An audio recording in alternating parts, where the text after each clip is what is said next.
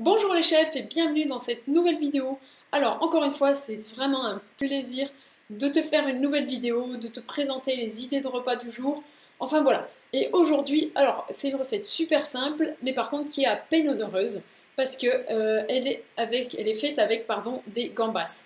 Donc on voit ici le titre de la recette qui est des linguines aux gambas du blog Papille et Pupille. Alors, les linguines, qu'est-ce que c'est? En fait, c'est tout simplement ce qu'on voit ici, des pâtes.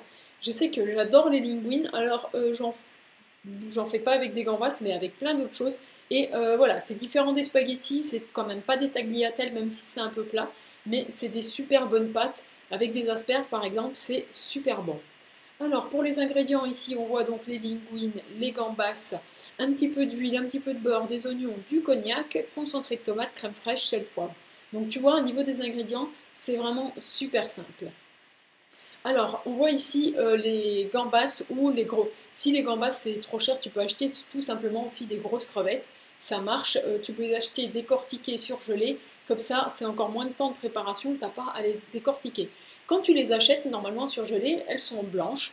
Pour les faire devenir roses, tu verras, c'est magique. Il suffit de de les faire cuire 5 minutes à feu moyen dans un peu d'huile et elles vont devenir roses et belles, tout simplement.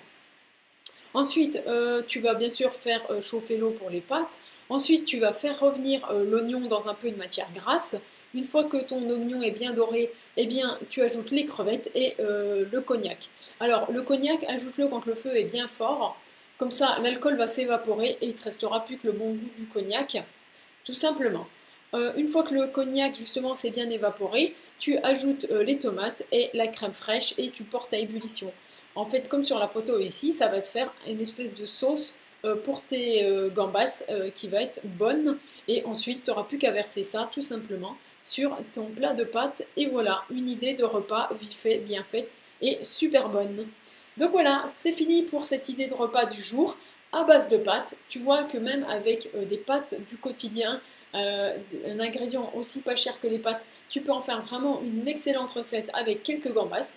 J'espère que cette recette t'a plu. Si c'est le cas, n'hésite pas à mettre un pouce bleu énorme et gourmand. Et nous, on se retrouve demain pour une nouvelle idée de repas. Bye bye!